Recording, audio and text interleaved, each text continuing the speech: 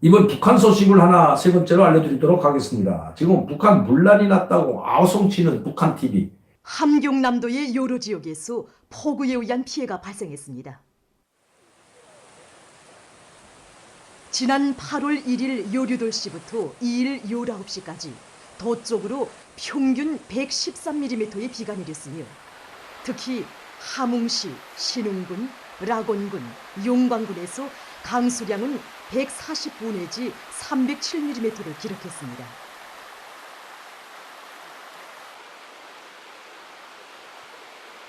폭우로 강하천들의 물이 불어나 제방이 터지면서 1172여 세대의 살림집이 파괴 및 침수되고 5천여 명의 주민들이 긴급 소개됐으며 수백 정도의 농경지가 매몰, 침수, 유실됐습니다.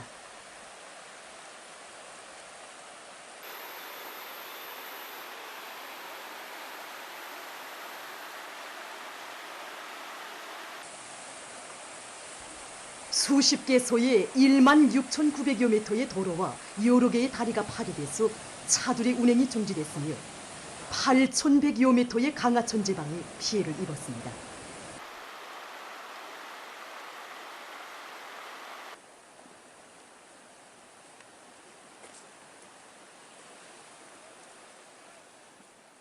조선중앙TV로 지금 함경남도 여러 지역에서 물난리 났다고 아우성치고 난리 나서 그 방송을 다 보내들었어요. 1일부터 숨기려고 했다가 더 이상 왜 이제 그걸 뭐 이런 말 안 하고 지금 아까도 제가 여러분들께 계속 말씀드리지만 북한 노동신문에는 뭐 7월달 계획 완수 뭐 다 뭐 탄광 광산 모든 건설 자재 이 공장 건설 뭐 중기계 공장에서 다 7월달까지 목표물을 다 완수했다고 나오는데 그러면서도 그러다가 이제 8월 1일부터 아마 비가 옥수수네 제가 이 태풍 피해 그리고 폭우 피해 때문에 지금 뭐 물 관리 잘한다고 이 물 관리 개선 그리고 물길 관리 개선하고 태풍 피해 큰 물 피해 대책 세우라고 삽으로 이 강내밭 주변을 삽으로 파서 개울물을 내고 하는 것 이렇게 말씀드렸죠. 아니나 다를까 북한이 제가 이야기한 대로 8월 1일부터 한 5일까지 엄청난 비가 왔다는 것을 숨기고 있다가 이제는 더 이상 숨기지 못하죠. 왜냐하면 이번에 또 농사가면서 배급을 이제 8월달, 9월달 되면 핵강내가 나오고 옥수수가 나오고 콩이 나오면 좀 인민들에게 공급해 줘야 되는데 이것도 지금 못하게 됐으니까 그럼 또 인민들의 비난을 받잖아요. 그러니까 그 비난의 화살을 돌리기 위해서 장군님은 잘 하라고 했는데 이 물관리 잘 못하고 홍수 피해, 큰 물 피해가 나서 이렇게 됐다. 이런 식으로 지금 여론을 호도하려고 하는 거죠. 그래서 조선중앙TV가 난리 났습니다, 지금. 조선중앙TV 보니까 여러분, 다리가 다 떠내려가고 물이 넘쳐나가지고 그냥 아주 마을이 다 잠기서 마을 지붕만 보여, 지붕만. 단층 마을이 지붕만 보일 정도면 하천이 그렇게 큰 하천도 아닌데 그 하천이 범람하면서 뚝을 다 밀어버리고. 근데 뚝이라는 게 여러분 어떻게 쌓았냐면 그냥 강바닥에서 파는 모래 그 옆에 있는 쑥 이렇게 원래 쌓아놨기 때문에 조금만 물에도 쑥 내려갑니다. 우리처럼 뭐 뚝을 뭐 잘 쌓은 게 아니고 아주 겨우 사람의 손으로 쌓아놓은 뚝이 얼마나 그걸 이 큰 물을 막겠습니까, 여러분? 그 제가 여러분들께 말씀드린 것처럼 지금 준척을 못하고 하천 작업 파내고 이런 작업을 해야 되는데 기름도 없고 장비도 없고 하니까 이런 걸 못해 모아가지고 다 하천 바닥이 높아지고 메워져서 조금만 아니 발목까지도 안 오는 것 같은데 물이 너무 나요. 여러분 한번 지금 오늘 저녁에 이 방송 원래 넣을 테니까 한번 보십시오, 여러분. 내가 말씀드린 것처럼 깊음은 이게 너무 안 나죠. 그런데 하천 바닥이 너무 낮으니까 조금만 비가 와도 다 넘어났습니다, 이거는. 그대로 나옵니다. 하천 바닥이 얼마나 낮은지. 파지 못했으니까. 파서 이 하천 작업하고 물길 공사하고 좀 해야 되는데 전혀 하지 못했거든요. 장비가 없는데 어떻게 합니까? 그리고 이번엔 큰 물 피해가 아니라 큰 물 피해 오기 전에 6, 7, 8월 달에는 너무 가뭄이 심해서 물 주느라고 정신이 없었거든요. 그러니까 사람들 동원시켜서 이 하천바닥 파내는 것도 엄두도 못 냈던 겁니다.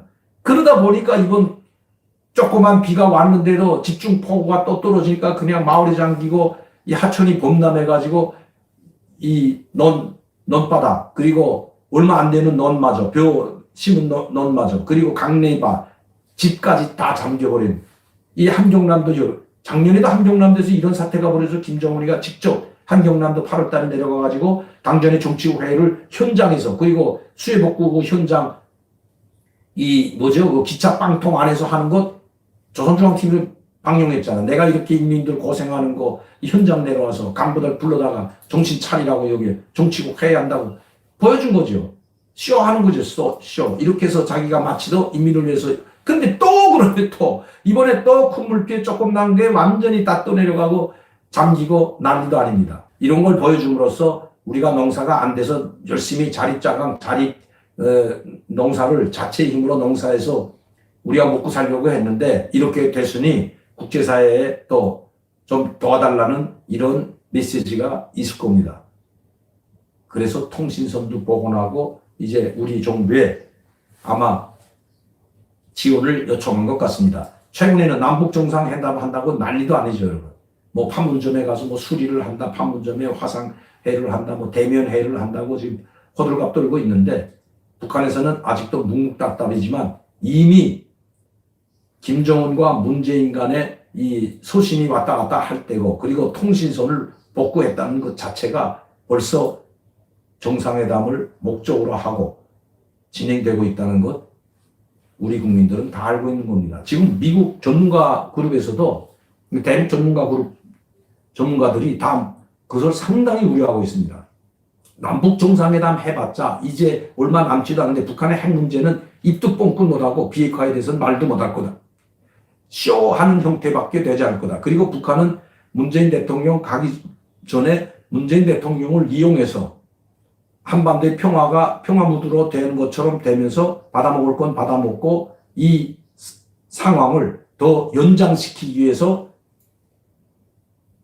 정상회담에 나올 수도 있다는 것이 미국 전문가 패널들이 이야기하는 이야기입니다.